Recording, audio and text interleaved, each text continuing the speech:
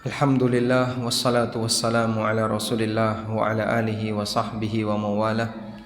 Wa ashhadu an la ilaha illallah wahdahu la syarikalah. Wa ashhadu anna Muhammadan abduhu wa rasuluh sallallahu alaihi wa ala alihi wa sahbihi wa man tabi'al huda ila yaumil qiyamah. Alhamdulillah, puji syukur kita haturkan kehadirat Allah. Pagi ini kembali kita melanjutkan kajian dengan membaca buku Bulughul Maram.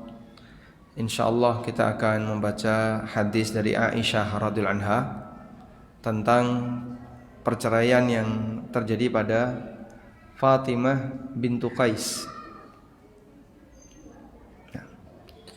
Kita baca hadisnya.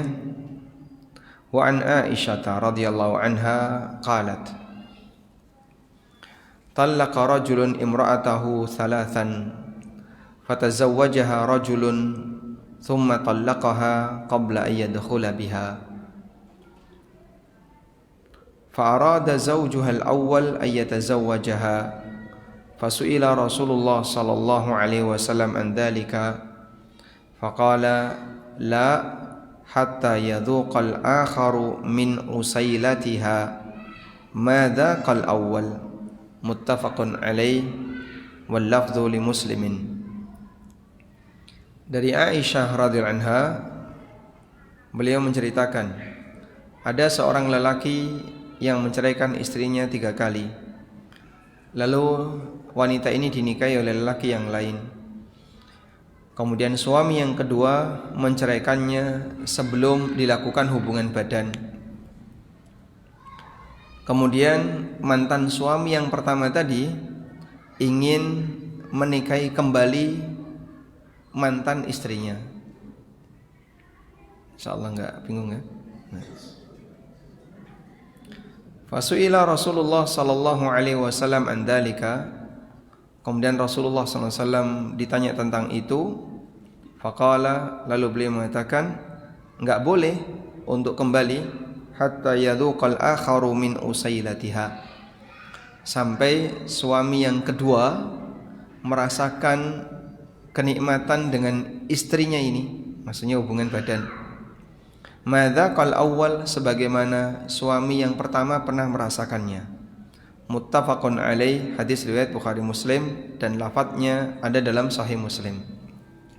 Baik, saya bacakan syarah dari hadis ini.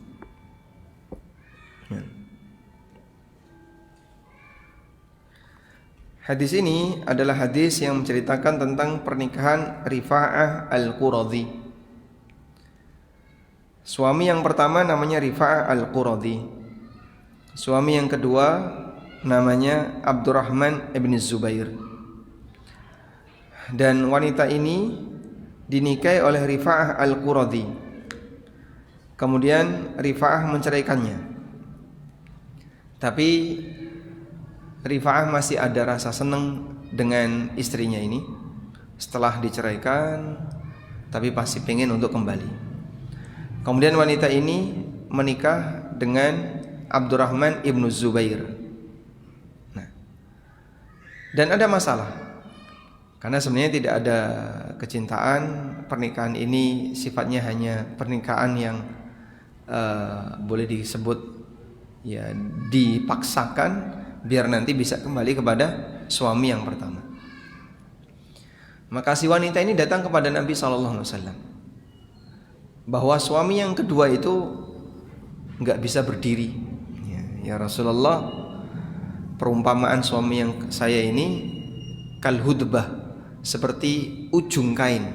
Jenengan kalau megang ujung kain ya, seperti misalnya ujung kain kayak ujung kain seperti ini. Anda pegang kal hudbah, ujung kain gini kan jatuh ketika dipegang.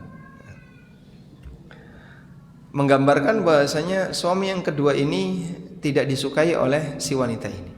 Nabi SAW tahu maksudnya. Rasulullah SAW tahu maksudnya.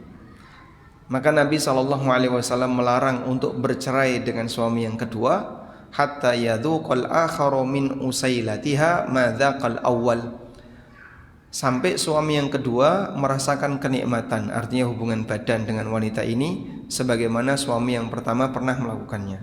Hadis riwayat Bukhari Muslim. Baik. Sekarang kita akan membaca hadis ini atau membaca syarah dari hadis ini.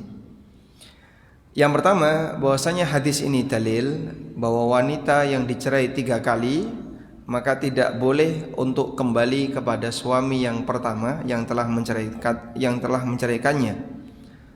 Hatta yankiha zaujan ghairah, sampai dia dinikahi oleh lelaki yang lain.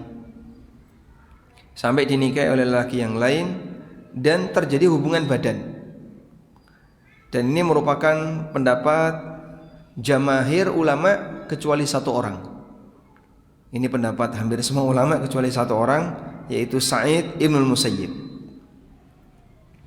Kalau menurut Sa'id Ibnul Musayyib, beliau mengatakan in tazawwajaha tazwijan sahiha, jika dia dinikahi oleh lelaki yang kedua dengan pernikahan yang sah, la yuridu bihi ihlalan, bukan dengan niat untuk tahlil, fala ba'sa ayatazawwajhal awwal, kemudian diceraikan oleh suami yang kedua tadi, maka tidak masalah dia kembali lagi ke suami yang pertama.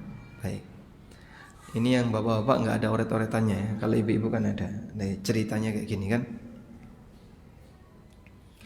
Ada seorang wanita A, dia dinikahi oleh lelaki B, lalu cerai 3. Kalau cerai 3 bisa rujuk nggak? Bisa rujuk atau tidak? Tidak. Sehingga kalau sudah cerai 3, sejak cerai 3, maka mereka bukan suami istri. Saya coba menarik dari lebih awal ya.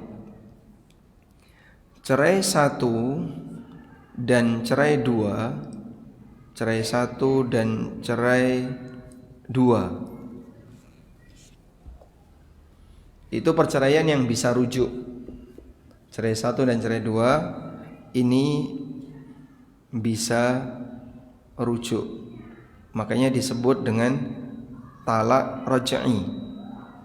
Disebut talak raj'i. Kenapa talak raj'i? Raj'i artinya bisa rujuk. Dah? Nah, saat cerai 1 dan 2 dijatuhkan itu maksudnya dinyatakan oleh sang suami, maka mereka masih suami istri. Mereka masih suami istri. Sehingga pada waktu suami mengatakan kepada istrinya, aku ceraikan kamu, cerai 1. Misalnya pagi ini dia menyatakan aku ceraikan kamu. Sudah?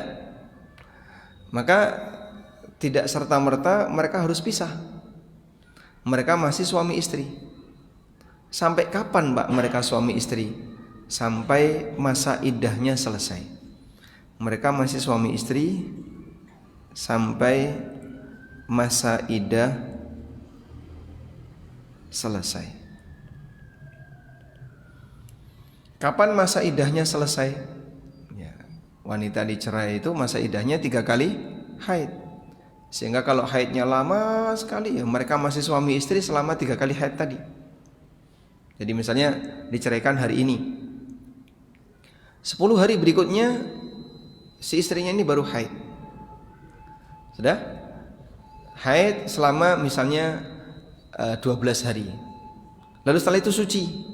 Nah, selama masa suci panjang sekali karena jarang haid misalnya. Haid berikutnya 3 bulan lagi. Ketemu haid yang kedua, 12 hari lagi. Setelah itu suci. Haid berikutnya 4 bulan lagi baru ketemu haid. Nah, di haid yang ketiga ini harus sudah waspada. Karena nanti di haid yang ketiga ini begitu selesai haid, maka mereka sudah tidak bisa rujuk. Saya gambarkan di sini ya. sampai masa iddah selesai. Masa iddah selesai tadi gimana? 3 kali haid. Begini ya. Misalnya ini saya gambarkan. Di titik ini cerai 1 misalnya, ya. Lalu mengalami masa suci 10 hari, setelah itu dia haid. Begini, kurang tebal haidnya. Dia haid, ya. Selama 15 hari. Kemudian setelah itu suci, ya. Terus haid lagi, terus suci, nah, kemudian haid lagi. Baik, berapa kali haid ini?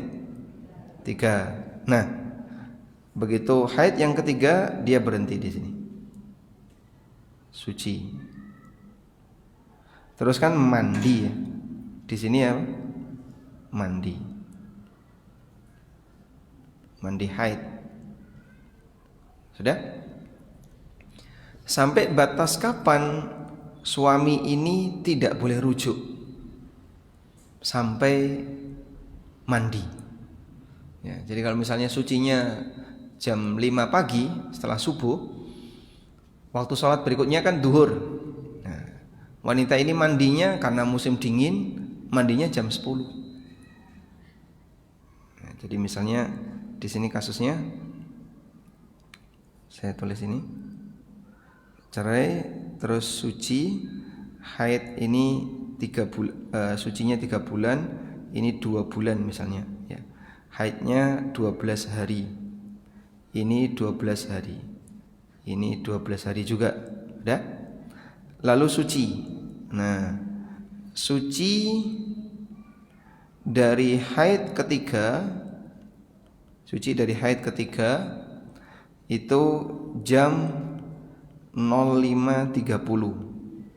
Nah, karena sudah tidak ada sholat subuhnya sudah tadi kelewat, dia nggak mungkin mandi untuk ngejar itu sebab sudah terbit matahari 5:30. Oh, 05.30 belum terbit Pak. Ya sudah, jam 6.30 aja, jam 6.30, 6:30 ya. Jadi pas sarapan dia sudah suci bersih, sudah.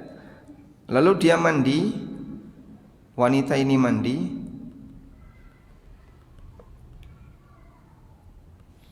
jam 10.00, karena dia mau sholat duha. Jam 10.00 mandi.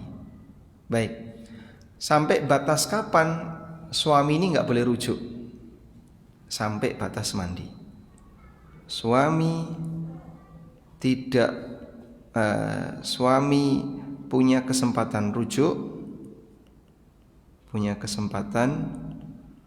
rujuk sampai istri mandi. Nah, makanya ketika di rentang ini dari cerai 1 sampai masa suci kok menengai bojone gak rujuk-rujuk. Nah, terus ditanya, "Piye sido rujuk ora, aku tak adus." Karena kalau dia mandi sudah selesai kesempatannya. Kalau mau rujuk, gendang rujuk. Kalau enggak ya tak adus. Nah, gitu. Paham ya? Nah, kejadian ini pernah ada di zaman Umar. Ada seorang wanita yang diceraikan suaminya, tapi nggak rujuk-rujuk. Sampai ketika suci haid yang ketiga, dia sudah siapkan air, sudah kemas-kemas kelambi, baju, karena mau keluar dari rumah itu. Nah, saat dia mau mandi, suaminya rujuk. Bingung. Kejadian itu membuat bingung. Akhirnya ditanyakan kepada Umar bin Khattab radhiyallahu anhu. Nah, Umar tanya kepada Ibnu Mas'ud, "Ma ra'yuka ya Abdullah?" Kalau menurut kamu wahai Abdullah, gimana? Lalu Ibnu Mas'ud radhiyallahu anhu memfatwakan dia punya hak untuk rujuk. Dia punya hak untuk rujuk selama belum halal. Maksudnya selama belum halal adalah selama wanita ini belum mandi. Karena dia baru boleh sholat setelah dia mandi. Selama belum halal bagi wanita ini untuk sholat, maka Umar radhiyallahu anhu menyetujui jawaban Abdullah bin Mas'ud, sehingga ini dalil bahwa suami punya kesempatan rujuk sampai istri mandi dari haid, dari suci haid ketiga. Begini ya. Begitu istri sudah mandi, maka suami sudah tidak punya lagi kesempatan untuk rujuk. Mereka bukan suami istri lagi, sehingga tidak boleh satu atap. Sudah? Nah, konsekuensinya apa Pak? Kalau mereka itu masih suami istri ketika cerai yang pertama, konsekuensinya adalah mereka boleh satu kamar. Nah, layaknya suami istri, sehingga melihat aurat, kan sudah saya ceraikan. Iya, tapi kamu punya kesempatan untuk bertahan selama 3 kali haid, selama masa iddah, sehingga mereka lihat aurat dan seterusnya, itu boleh. Nah, selama masa iddah, jika selama masa iddah terjadi hubungan badan, bagaimana kalau misalnya terjadi hubungan badan karena sekamar terus, sudah diceraikan, hidup sekamar, terjadilah hubungan badan, apakah itu terhitung rujuk? Nah, dalam hal ini ulama beda pendapat. Apakah terhitung rujuk karena sudah terjadi hubungan badan? Dalam hal ini apa? Ada khilaf, ada perbedaan pendapat. Pendapat yang pertama adalah terhitung rujuk secara otomatis. Terhitung rujuk otomatis, walaupun sang suami tidak ngomong rujuk. Mohon dipahami, cerai dan rujuk itu kalimat, sehingga nggak ada istilah cerai otomatis atau rujuk otomatis, tapi apa? Kalimat, pernyataan, aku ceraikan kamu. Kalau suami mau ngereng ya, emosi, motone mendelik karo nesu, okay? Kemudian dia ngomel-ngomel di depan istrinya, sudah jatuh cerai belum Pak kayak gini Pak? Ya belum. Suami memarahi itu tidak sama dengan cerai. Cerai itu pernyataan, aku ceraikan kamu, aku talak kamu, itu cerai. Tapi selama sang suami tidak menyampaikan kalimat itu, maka tidak ada perceraian. Kecuali satu ini, rujuk otomatis. Kapan itu? Ketika terjadi hubungan badan. Pendapat yang pertama, rujuk otomatis. Pendapat yang kedua, tidak rujuk otomatis, kecuali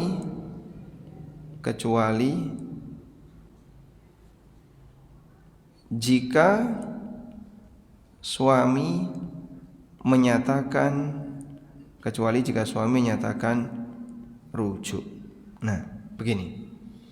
Jadi kalau suami tidak pernah menyatakan rujuk, maka tidak ada istilah rujuk otomatis. Jadi suami ngomong aku rujuk, sehingga sebatas melakukan hubungan badan, tidak bisa menjadi rujuk secara otomatis. Dan wallahu a'lam, pendapat yang lebih mendekati menurut secara pribadi saya adalah pendapat yang pertama. Ini pendapat yang lebih kuat. Baik. Selanjutnya kita beralih ke cerai 3. Jadi tadi cerai 1 dan 2 ini bisa rujuk, sehingga disebut dengan talak raj'i. Saat itu dijatuhkan, mereka masih suami istri. Kemudian untuk cerai 3, cerai 3 ini sebutannya talak bain. Bain itu artinya pisah. Disebut talak bain karena tidak bisa rujuk. Sebab tidak bisa rujuk. Karena tidak bisa rujuk, maka sejak dijatuhkan mereka bukan suami istri. Bukan suami istri. Jadi kalau misalnya istrinya lagi masak kan nggak pakai jilbab ya, nggak pakai cadar, mungkin pakai pakaian-pakaian yang terbuka auratnya. Dan di saat istri sedang masak, suami menjatuhkan cerai yang ketiga, aku ceraikan kamu, di depan dia. Nah ini kan lagi masak. Lah piye iki Pak? Nah, kompore pateni, masuk kamar mandi. Terus ganti baju. Pakai jilbab, pakai apa? Pakai pakaian yang menutup aurat. Sebab lelaki ini bukan lagi suaminya. Baik. Itu eman nih Pak. Lilene setengah mateng. Nah, nek doyan digawa, nggih. Nek ra doyan ya ditinggal. Sudah? Maka setelah dia berpakaian seperti itu, dia keluar dari rumah dan tidak boleh satu rumah dengan lelaki ini. Karena sejak dijatuhkan bukan istrinya lagi. Begitu ya? Nah, bukan istrinya. Selanjutnya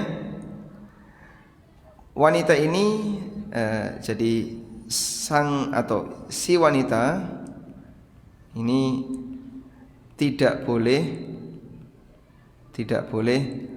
seatap dengan mantan, saya sebut mantan suami, sebab mereka bukan lagi suami istri. Nah, seperti ini aturan yang berlaku. Ya, kita lanjutkan sekarang. Lalu kemudian bagaimana kalau ingin balik? Si wanita ingin balik ke suami pertama, dan suami pertama juga ingin balik ke wanita tadi. Ada keinginan dua-duanya. Bahkan ada yang bilang ya, cinta tumbuh setelah cerai. Ya memang namanya orang juga kadang suka ndobos seperti itu. Lah dulu kalian suami istri kenapa berantem? Begitu cerai malah seneng. Nggih Pak. Ya, saya tidak punya pengalaman seperti itu. Ada yang bilang demikian. Cinta kembali bersemi setelah terjadi perceraian. Masya Allah. Nah, sehingga si wanita ini pengen balik ke suaminya, ke mantan suaminya. Suaminya juga pengen balik ke istrinya. Ini disyaratkan. Boleh dengan syarat. Apa syaratnya? 1. Wanita ini dinikahi lelaki yang lain. Dinikahi lelaki yang lain. Nah, ini yang mungkin boleh saya sebut nikah talangan. Dia jadi talang wanita mantan istri orang lain. Yang kedua, sudah melakukan hubungan badan, dengan suami kedua. Yang ketiga, tidak ada maksud dari siapapun untuk hanya dijadikan syarat, agar bisa kembali ke suami pertama. Jadi baik lelaki pertama maupun lelaki kedua tidak ada maksud untuk mengkondisikan pernikahan ini agar nanti bisa balik. Jika ada maksud seperti itu, maka nikahnya jadi nikah tahlil. Jika ada maksud dari lelaki itu agar bisa balik, ini jadinya, maka ini disebut nikah apa? Nikah tahlil. Tahlil itu artinya menghalalkan. Ada sebagian orang yang melakukan seperti itu, sehingga posisi suami yang kedua ini dia nikah dengan wanita ini, tujuannya nanti akan diceraikan, biar dia bisa balik lagi ke suami yang pertama. Nah, seperti ini namanya nikah tahlil. Dan nikah tahlil dilarang oleh Nabi SAW. Bahkan ancamannya cukup keras, karena ada laknat bagi yang muhallil dan muhallal lahu, bagi yang suami kedua maupun suami yang pertama. Nikah tahlil itu beragam. Ada yang seperti ini. Suami pertama karena ingin balik dengan wanita itu, dia minta kepada seorang lelaki. Ya, tentu saja digoleki sing rada elek gitu ya. Masyaallah. Ya nyuwun pangapunten nggih. Yang kira-kira wajahnya di bawah rata-rata gitu. Ya. Kamu mau enggak nikahi istri saya? Mantan istri saya itu. Nah, aku ra ndek duit e. Engko tak biayai. Masyaallah. Sampai dibiayai. Golek mahasiswa. Kamu nikahi dia, nanti setelah akad nikah jangan disentuh, dah langsung ceraikan, biar dia balik lagi ke saya. Halal atau haram? Haram. Ini haram. Maka suami pertama ini mau berusaha untuk merusak hukum Allah dengan cara dia nyuruh seorang lelaki untuk menikahi wanita tadi, tapi dengan cara main-main. Ini haram. Dan suami yang kedua ini disebut muhallil. Suami yang pertama disebut muhallal lahu. Ya, ini yang pertama. Yang kedua, dia nyuruh kepada seseorang, kamu nikahi dia. Nanti malam pertama selesai ya, jangan lanjut lagi yang kedua. Setelah itu kau ceraikan, biar nanti dia bisa balik lagi ke saya. Nah, untuk kasus ini suami yang kedua ini disebut kambing sewaan, pejantan sewaan. Nabi SAW menyebut sebagai tais musta'ar. Tais musta'ar artinya pejantan sewaan. Sehingga dia disewa sama lelaki ini untuk menikahi mantan istrinya. Sampai terjadi hubungan badan dia sudah rela, biar nanti bisa balik ke suami yang pertama. Tapi syaratnya harus diceraikan. Ini namanya tais musta'ar, pejantan sewaan. Nah, yang ketiga, kasus yang ketiga, suami yang pertama dia tidak berusaha untuk melakukan makar tadi, tapi ada seorang lelaki yang kasihan. Saya lihat kok si wanita ini pengen balik ke mantan suaminya juga pengen balik ke si wanita, sementara mereka sudah cerai 3. Saya kok kasihan, wes tak bantu. Atas inisiatif pribadi dia menikahi wanita itu. Atas inisiatif pribadi.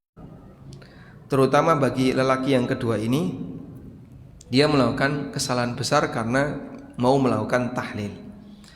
Jadi Anda bisa lihat, akadnya sama, prakteknya sama, tapi niatnya beda, bisa mengubah status hukum.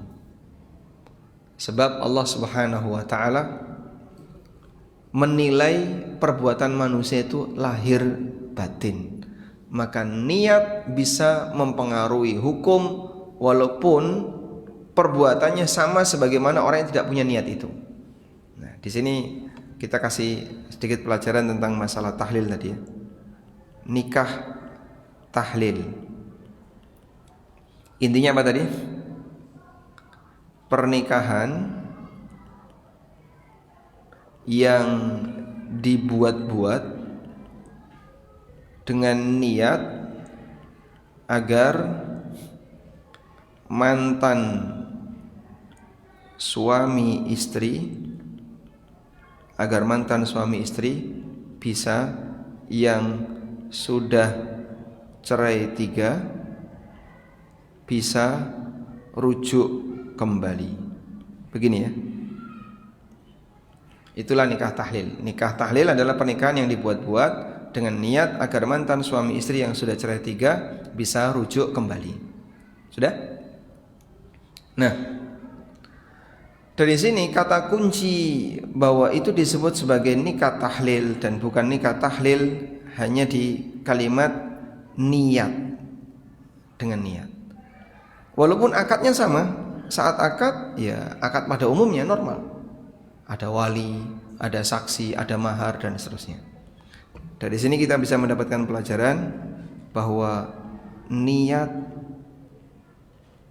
bisa mempengaruhi hukum. Niat bisa mempengaruhi hukum. Sehingga kalau niatnya A, niatnya B nanti bisa mempengaruhi hukum dari perbuatan itu. Saya kasih contoh ya. Contoh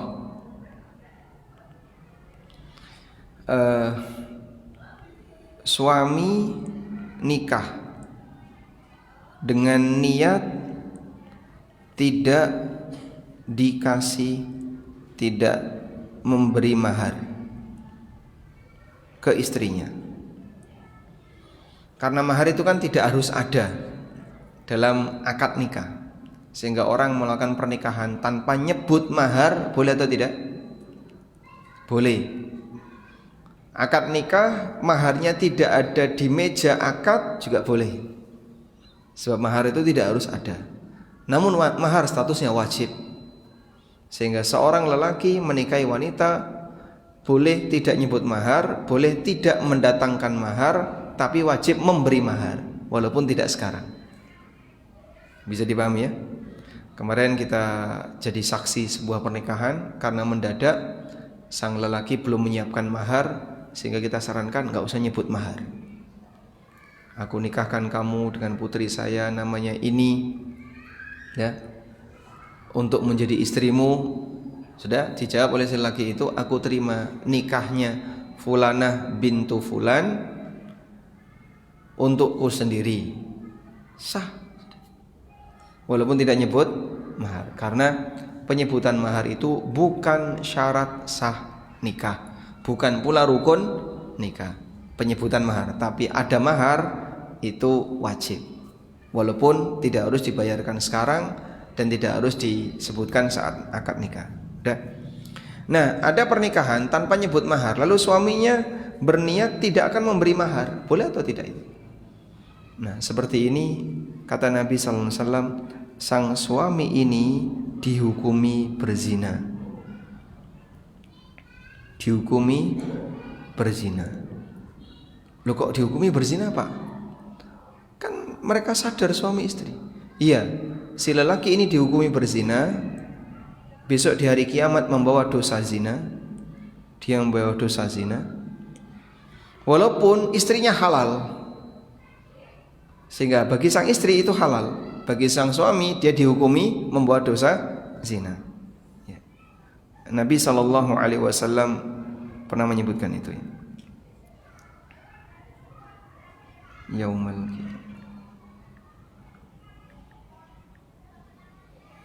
teks hadisnya seperti ini.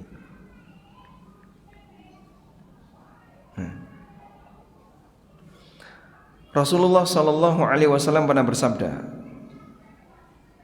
dari Abu Maimun Al-Kurdi, Nabi sallallahu alaihi wasallam mengatakan, ayyuma rajulin tazawwaja imra'atan ala ma qalla min al-mahri aw kathura laysa fi nafsihi ay yu'addiya ilaiha haqqaha khada'aha famata wa lam yu'addi ilaiha haqqaha laqiyallaha yaumal qiyamati wa huwa zanin. Siapapun lelaki yang menikahi seorang wanita dengan mahar sedikit maupun banyak, tapi dalam hatinya dia punya keinginan untuk tidak membayarkan mahar itu, dia tipu itu wanita sampai dia mati dan dia tidak memberikan mahar itu, maka besok di hari kiamat dia ketemu Allah sebagai pezina, sehingga dia membawa dosa zina. Nah, kondisi batin si lelaki ini kan tidak diketahui oleh si wanita. Pernikahannya akad-akad yang sah secara lahiriah. Namun karena si wanita ini atau si lelaki ini hendak menipu si wanita tersebut, tidak mau ngasih mahar, sehingga cuma nanti maharnya mana? Gampang nantilah, nanti enggak dikasih sampai mati, maka dia ketemu Allah dalam kondisi sebagai apa? Lelaki pezina. Baik, contoh yang lain, kita masih membahas pengaruh niat terhadap amal. Nah, orang nemu barang, itu kan ada dua kemungkinan ya. Yang pertama, niat untuk dikembalikan, niatnya untuk dikembalikan. Jika orang nemu barang dan dia punya niat untuk mengembalikan barang itu, maka statusnya orang amanah. Kewajiban dia adalah mengumumkan selama setahun. Setelah diumumkan kok nggak ada yang ngaku, maka nanti beliau ini punya hak untuk memiliki barang itu. Setelah diumumkan kok nggak ada yang ngaku, maka beliau berhak untuk memiliki barang itu. Setelah diumumkan tidak ada yang ngaku. Yang kedua, orang nemu barang dengan niat untuk memiliki barang itu. Alhamdulillah nemu, digawa mulai. Mbok diumum nih. Ya, oleh aku nemu. Nah, iya makanya nemu itu diumumkan. Ini kan saya hasil nemu, saya nggak nyuri. Saya nemu di jalan, pinggir jalan tadi. Ya tak gawa mulai, saya bawa pulang. Diambil sendiri. Maka ini gosok. Statusnya gosok, merampas harta orang lain. Kegiatannya sama atau beda? Sama-sama nemu, tapi ketika diniatkan untuk tidak dikembalikan, sehingga tidak ada upaya bagi dia untuk mengumumkan, tidak ada upaya bagi dia untuk mengembalikan. Andaikan ada yang nyari pun dia nggak ngasih tahu. Maka yang seperti ini statusnya gosok, berarti dia merampas harta itu dari tangan pemiliknya, dan itu harta haram. Masya Allah. Baik. Selanjutnya, tadi kita sudah sebutkan bahwa boleh rujuk dengan syarat sudah melakukan hubungan badan. Dan Nabi SAW menegaskan, hatta yadhuqal akharu min usailatiha ma dzaqal awwal, sampai suami yang kedua merasakan kenikmatan dengan sang wanita tadi. Apa hikmahnya? Di sini ada penjelasan yang disampaikan oleh Syekh Abdullah Al-Fauzan. Beliau kutip dari keterangan di kitab Safwatul Athar wal Mafahim. Wa qad abda ba'dul ulama al-hikmata min tahrimiha alaihi hatta tankiha zawjan ghairah. Sebagian ulama menjelaskan hikmah kenapa itu haram bagi lelaki yang pertama untuk rujuk sampai si wanita ini melakukan hubungan badan dengan lelaki yang kedua. Wa dzalika liyartadi ar-rajulu 'ani tasarru'i fit talaq. Tujuannya adalah agar orang itu tidak gampang menjatuhkan kalimat cerai. Karena kalau sudah sampai cerai 3, untuk bisa kembali itu mustahil. Apalagi si wanita ini harus melakukan hubungan badan dengan lelaki yang lain dalam pernikahan yang sah.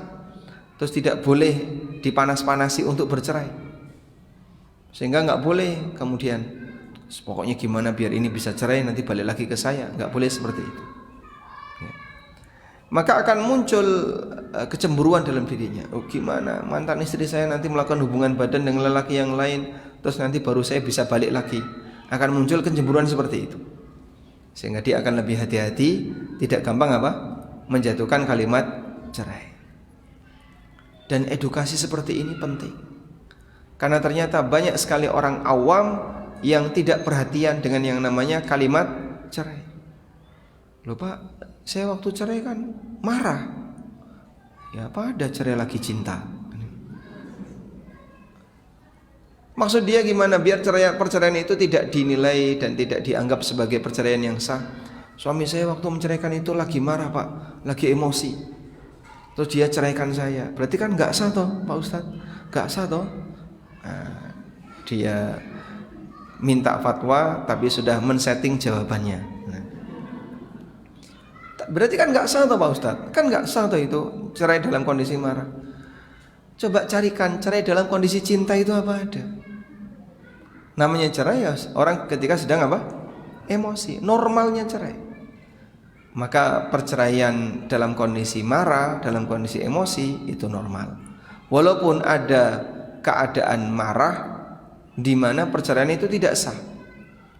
Kapan itu? Yaitu marah yang membuat orang akalnya hilang. Saking marahnya apa-apa dibuantingi ya, TV dipecah, kaca dipecah dan seterusnya. Ya. HP dibanting karena saking marahnya. Itu marah yang menghilangkan logika. Tapi kalau dia marah, emosi, aku emosi, larang ora sida. Larang ora sida. Bisa mikir nggak? Sehingga ini mahal, nggak jadi. Akhirnya dia nggak jadi banting. Nah, berarti yang seperti ini dia masih bisa mikir. Kok dia menyampaikan aku ceraikan kamu, maka sah cerainya, walaupun dilakukan dalam kondisi marah. Selanjutnya,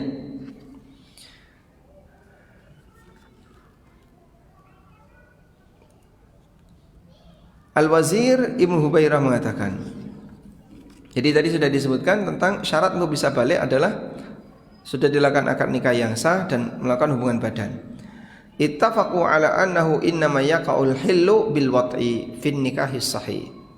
Ulama sepakat bahwa halalnya untuk bisa rujuk kembali adalah ketika terjadi hubungan badan atas pernikahan yang sah dengan suami yang kedua. Jika nikahnya tidak sah, seperti nikah shighar atau nikah tanpa wali, ya, sehingga coba kamu nikah sama lelaki yang lain tapi tanpa wali, diam-diam, jangan ada saksi dan seterusnya. Jika terjadi pernikahan yang tidak sah semacam ini, maka tidak berlaku. Harus melalui pernikahan yang sah. Dan nikah yang sah itu biasanya diumumkan. Nikah yang sah itu biasanya apa? Diumumkan, sehingga semua orang tahu, tetangga tahu, kerabat-kerabat tahu, keluarga tahu. Nah, orang kalau nikah kok diumumkan lalu cerai, itu pertimbangan terbesarnya apa, Pak? Malu. Sehingga terkadang orang itu tidak mau cerai, salah satu di antara pertimbangannya adalah malu nanti sama tetangga, mereka akan bilang apa? Oh, keluarganya rusak, keluarganya pecah, broken home dan seterusnya.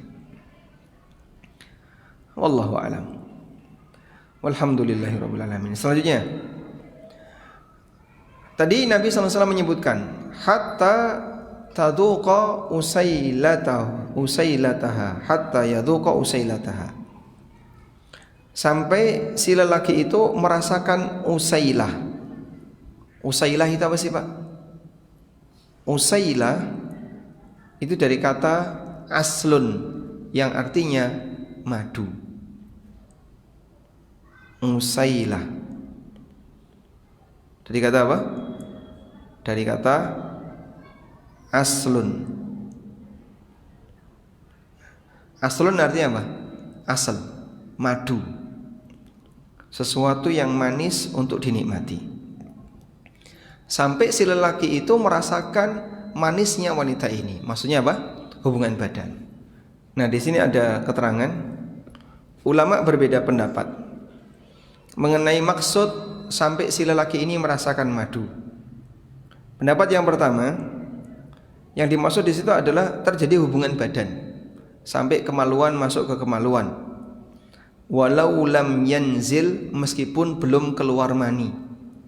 Ini pendapat jumhur ulama.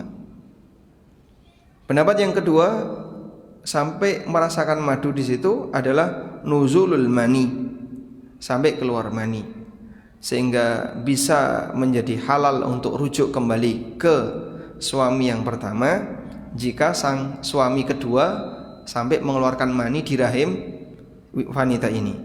Wa hadza qaulul Hasan al-Basri, dan ini pendapat Hasan al-Basri. Seolah-olah beliau mengatakan anna dzauqal usaila la yahsulu illa bil inzal, bahwa untuk bisa merasakan madu hanya terjadi ketika si lelaki itu keluar air mani. Begitu sudah keluar air mani, dah si wanita ini kalau diceraikan nanti bisa rujuk dengan suami yang pertama. Baik. Dan kita bisa lihat ya bagaimana detailnya ulama dalam membahas sebuah kasus. Sehingga sampai yang kecil-kecil seperti itu mereka bahas. Wallahu ta'ala alam. Walhamdulillahirabbil alamin. Demikian yang bisa kita sampaikan. Dan ilmu semacam ini penting untuk diperhatikan oleh semua pihak, karena mengingat banyak orang yang kadang tidak paham tentang aturan dalam masalah perceraian dan rujuk. Wassallallahu ala nabiyyina Muhammadin wa ala alihi wa sahbihi wasallam. Baik Ustaz, masih ada sedikit waktu untuk tanya jawab. Kami persilakan untuk Bapak dulu yang ingin bertanya, kami persilakan.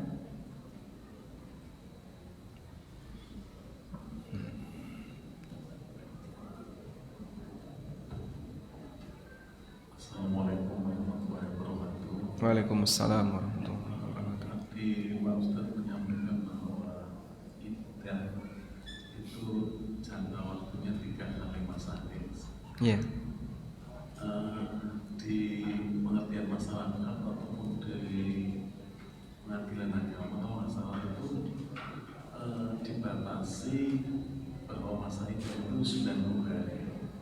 Nah, itu kira-kira apa namanya dengan asumsi masa haid seorang perempuan itu 1 bulan. Nah, itu terhadap keyakinan ataupun pemahaman masyarakat yang seperti itu bagaimana Ustaz? Baik. Terima kasih. Assalamualaikum warahmatullahi wabarakatuh. Waalaikumsalam warahmatullahi wabarakatuh. Nah, baik, penetapan iddah itu 90 hari ini kurang tepat ya. Karena kan haidnya wanita berbeda-beda. Ada wanita yang rutin haid setiap bulan. Ada juga wanita yang haidnya 3 bulan sekali, 4 bulan sekali, bahkan ada yang setahun sekali. Berbeda-beda antara satu dengan yang lain. Sebenarnya masa iddah sendiri itu beragam. Kita bisa bagi menjadi 2 ya. Iddah karena kematian. Coba ini saya tulis biar melengkapi pemahaman kita tentang masa iddah. Iddah ada 2. Pertama, iddah karena kematian. Iddah karena kematian untuk yang hamil itu sampai melahirkan. Yang kedua, untuk selain yang hamil, masa iddahnya adalah 4 bulan plus 10 hari. Begini. Yang kedua, iddah perceraian. Iddah perceraian, baik talak 1, 2 maupun 3. Untuk yang hamil, masa iddahnya sama seperti di atas, sampai melahirkan. Sehingga kalau ada seorang lelaki menceraikan istrinya dalam kondisi hamil, maka nanti masa iddah wanita ini sampai melahirkan. Selama belum melahirkan, dia bisa rujuk jika talaknya talak raj'i. Yang kedua, untuk yang tidak hamil. Nah, yang tidak hamil dibagi 2 lagi. Ada 2. Pertama, wanita yang produktif. Produktif itu maksudnya masih aktif haid. Masa iddahnya 3 kali haid. Masa iddah 3 kali haid, karena dia masih produktif. Yang kedua, yang menopause, yang sudah menopause, berarti sudah tidak haid. Nah, untuk yang sudah tidak haid, masa iddahnya berapa? 3 bulan. Nah,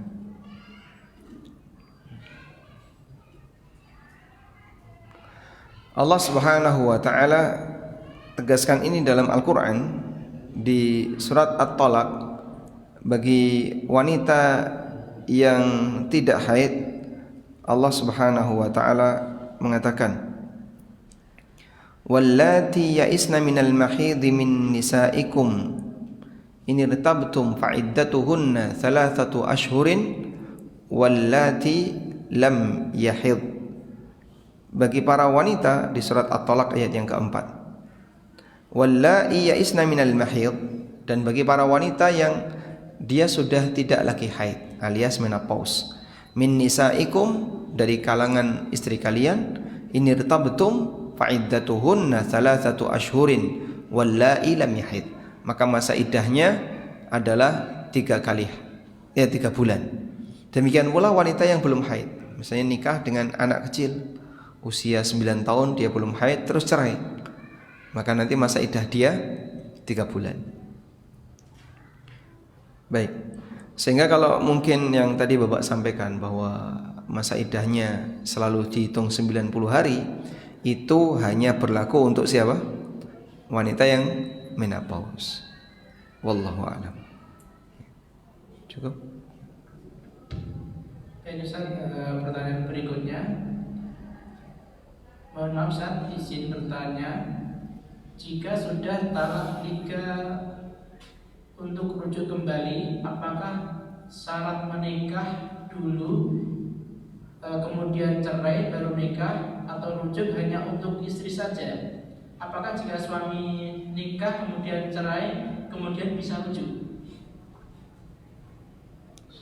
Gimana maksudnya? Jadi artinya mungkin penanya yang nikah itu yang suaminya, yang lelaki, bukan yang wanita. bukan yang wanita. Ya, jawabannya itu berlaku untuk si wanitanya, bukan si lelakinya. Kalau laki mau nikah lagi tidak cerai pun bisa rujuk. Ya, sehingga si lelaki ini menikahi si A, ya, seorang lelaki menikahi si A, sudah cerai 3. Saya pengen rujuk kembali ke kamu. Nah, yang nikah lagi itu yang mana? Yang perempuan. Kalau si lelaki ini mau nikah lagi, misalnya, tidak mempengaruhi hukum. Si lelaki ini nikah lagi dengan si B. Nah, kemudian setelah itu cerai, ya dia nggak bisa tetepan nikah dengan si wanita tadi. Tapi kalau si A nikah dengan lelaki yang lain, terjadi hubungan badan, lalu setelah itu terjadi perceraian, nah, barulah dia bisa balik lagi ke suami pertama. Cukup? Lanjut. Baik Ustaz, pertanyaan berikutnya, ada suami jika bercerita kepada orang lain ingin misahin istrinya, berarti si suami sudah ada niat ingin menceraikan, tetapi sudah bertahun-tahun masih bertahan. Apa hukumnya pernikahan ini? Kemudian selanjutnya Ustaz, suami yang sekaligus mentalak 3 kali, bagaimana Ustaz? Baik. Hal yang penting untuk dipahami bahwa akad itu tidak cukup hanya niat. Ya. Akad jual beli, akad nikah. Ada seorang lelaki yang berminat untuk nikah dengan seorang wanita. Saya sudah punya niat bulat untuk menikah dengan wanita itu. Apakah sah sudah jadi istrinya? Belum. Kenapa? Baru niat. Sehingga kalau sebatas baru niat tidak mempengaruhi hukum. Mempengaruhi hukum itu jika terjadi akad, dan akad tidak hanya sebatas niat. Akad sekali lagi tidak hanya sebatas niat. Rujuk juga seperti itu. Talak juga sama. Talak dan rujuk itu tidak hanya sebatas niat. Sehingga kalau baru sebatas niat belum sah jadi talak maupun rujuk. Harus ada aksi, yaitu menyatakan di hadapan yang bersangkutan, aku ceraikan kamu atau aku rujuk kamu. Oleh karena itu dalam kasus tadi ya, jika baru sebatas sering cerita ke orang lain, saya ingin menceraikan istri saya sudah bosan sama dia, ya, mau cari warna yang beda misalnya, tapi dia masih bertahan, kok tetap dibiarin saja, berarti gimana? Pernikahannya masih sah. Baik. Selanjutnya, cerai yang dijatuhkan sebentar, beberapa kali dalam satu waktu, dalam satu waktu. Jadi pohon diperhatikan di situ dalam satu waktu. Aku ceraikan kamu, aku ceraikan kamu, aku ceraikan kamu, diulang 3 kali. Aku ceraikan kamu 100 kali. Nah, misalnya. Padahal kan maksimal 3, tapi dia langsung bilang, wes tak rapel sisan, aku ceraikan kamu ping 100 kali. Nah, itu gimana statusnya? Statusnya dihitung 1. Karena pengulangan tadi dianggap penguatan makna kalimat pertama, bukan pengulangan kalimat. Saya ulang ya. Jadi tujuan dia mengulang tadi, statusnya adalah sebagai taukid. Taukid itu artinya apa? Penguatan makna, untuk biar lebih meyakinkan. Karena tujuannya untuk itu, maka tidak terhitung sebagai cerai 2 atau cerai 3. Sehingga yang suami mengatakan, perhatikan ya, aku ceraikan kamu. Rungokno ya, aku ceraikan kamu. Nah, itu berarti tujuannya apa? Untuk menegaskan. Pengulangan yang tujuannya untuk menegaskan. Karena tujuannya untuk penegasan, maka dihitung 1. Sehingga pengulangan tadi tidak dianggap sebagai jumlah cerai yang sah, tapi sifatnya hanya penegasan. Sehingga dihitung 1. Sama seperti misalnya saya menyampaikan kepada Bapak Ibu, saya ulangi lagi, saya ulangi kembali. Nah, itu tujuannya apa? Penegasan. Nah, saya ngomong ke Bapak, aku akan kasih kamu 100 juta misalnya. Aku akan kasih kamu ke 100 juta. Sekali lagi, aku akan kasih kamu 100 juta. Berarti ngasihnya berapa? 100 atau 300? 100, bukan 300. Loh, Bapak kan baleni ping 3 tadi, berarti 300, Pak. Salah ya? Nah, kurang lebih demikian. Maka ketika seorang suami menceraikan istrinya 3 kali dalam satu waktu atau berkali-kali dalam satu waktu, itu dihitung 1. Tapi kalau 3 kali beda waktu, habis sarapan aku ceraikan kamu, selesai makan siang aku ceraikan kamu, begitu makan malam aku ceraikan kamu, ya wes 3 kali sah sebagai talak 3. Tapi Pak, kan sehari yang sama. Iya, sehari yang sama kan, tapi di 3 waktu yang beda. Sehingga dihitung 3. Wallahu a'lam. Ustaz, berikutnya Ustaz mau bertanya tentang masalah mahar. Saya menikah dengan mantan dan baru 2 bulan menikah. Mahar diminta kembali dengan akad pinjam. Kemudian saat bercerai, dia tidak mau mengembalikan mahar itu. Bagaimana hukumnya, Ustaz? Bisa ditagih di akhirat. Karena itu utang akadnya. Dan Anda belum ridha untuk melepas mahar itu, melepas kepemilikan, sehingga tetap jadi milik Anda. Karena ini utang, maka Anda berhak untuk nagih di akhirat. Maka ketika dia nggak mengembalikan, ya tidak perlu untuk terlalu tegang dalam menagih dan seterusnya. WA saja kepada yang bersangkutan, kalau jenengan tidak mengembalikan di dunia, nanti tak tagih di akhirat.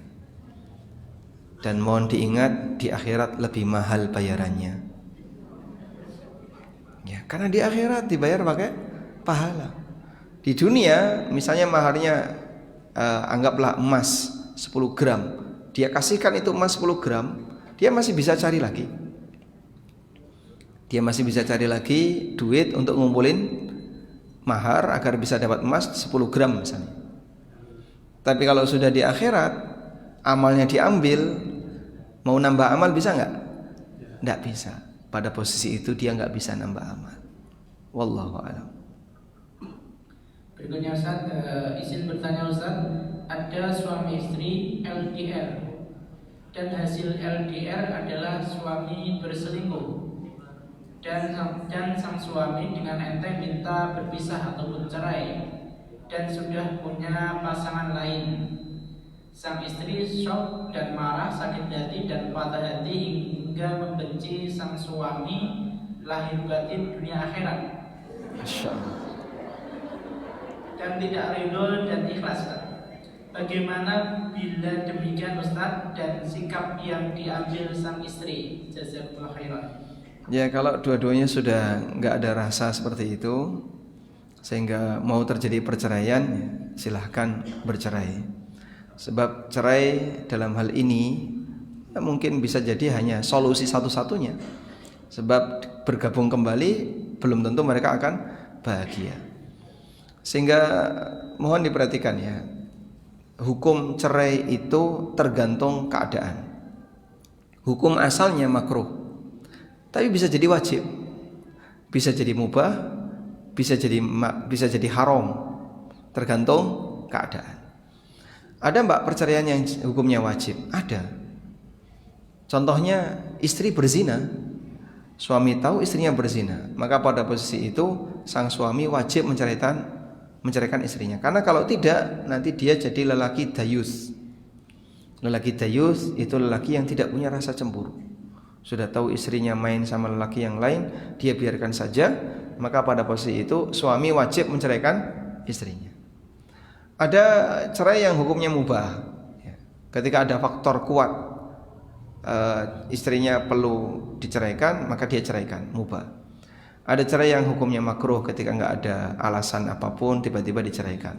Ada yang hukumnya haram, pada saat dia menceraikan istrinya saat istrinya sedang haid, itu hukumnya haram, suami berdosa. Sebab cerai ketika haid ini masuk kategori melanggar larangan Allah. Dan Nabi SAW memerintahkan kepada Ibnu Umar untuk merujuk kembali ketika dia menceraikan istrinya dalam posisi haid. Nah, dalam keadaan seperti yang tadi diceritakan, jika memang sudah tidak memungkinkan lagi untuk disatukan karena sama-sama sudah nggak suka, misalnya si suami sudah punya wanita idaman lain, sang istri juga sudah emosi sama suaminya, ya sudah bisa jadi cerai itu solusi yang terbaik. Wallahu a'lam. Amin gimana? Amin. Kok diamini?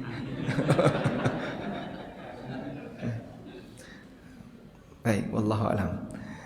Demikian yang bisa kita sampaikan, dan insya Allah untuk pembahasan berikutnya kita akan menyinggung tentang hukum sekufu dan hak pilih untuk lanjut atau pisah. Wassallallahu ala nabiyyina Muhammadin wa ala alihi wa sahbihi wasallam, wa akhiru da'wana alhamdulillahi rabbil alamin. Wassalamualaikum warahmatullahi wabarakatuh.